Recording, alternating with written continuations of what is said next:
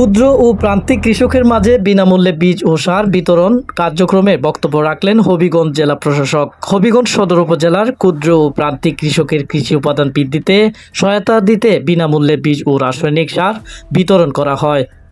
উপজেলা প্রশাসন ও কৃষি সম্প্রসারণ অধিদপ্তরের আয়োজনে আজ দুপুর 1টায় এ বিতরণ কার্যক্রম অনুষ্ঠিত হয়।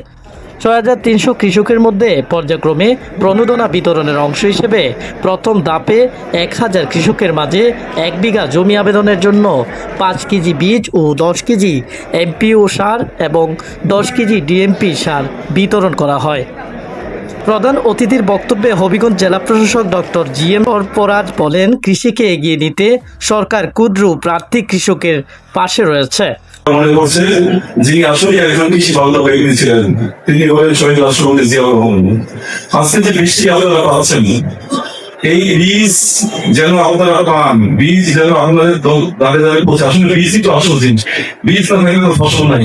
খাদ্য নিরাপত্তা নিশ্চিত ও উপাদান বৃদ্ধির এই ধরনের প্রণোদনা কার্যক্রম গুরুত্বপূর্ণভাবে ভূমিকা রাখবে। তিনি সঠিকভাবে বীজ ও সার ব্যবহারের মাধ্যমে উপাদান বাড়ানোর আহ্বান থাকতে হবে, বীজ থাকতে হবে, হ্যাঁ, আর থাকতে হবে পানি, এই দিয়ে ফসল হয়। উনি একে অনুধাবন করেছেন এবং উনি প্রথম বীজ আইন তিনি পাশ করেন। এবং বীজ কিভাবে যে সরকার ক্ষমতা এসছে, যে সরকার এখন দেশ পরিচালনার দায়িত্বে আছে, তারা কিন্তু আপনাদেরই সরকার, আপনারাই তাদেরকে ভোট দিয়ে গেছেন এবং সে অনুসারে সেগুলো বলেই গেলেন। সভাপতিত্ব করেন উপজেলা নির্বাহী অফিসার ফাতেমাতুজ জোহরা সানিয়া।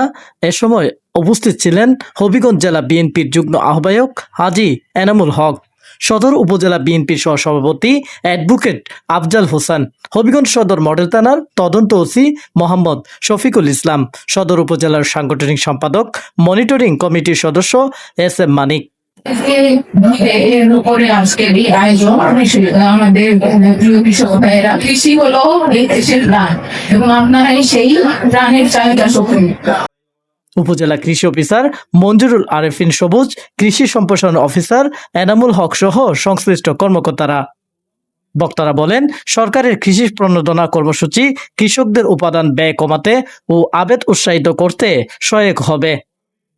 জেলা প্রশাসক আরো বলেন, সাবেক প্রেসিডেন্ট জেনারেল জিয়াউর রহমান কৃষকদের মাঝে বিনামূল্যে সার বীজ প্রদানের বিল পাশ করেন। কৃষকদের কল্যাণে এ ধরনের কার্যক্রম ভবিষ্যতেও অব্যাহত থাকবে বলে আশাবাদ ব্যক্ত করা হয়। Hasan Habib, news desk.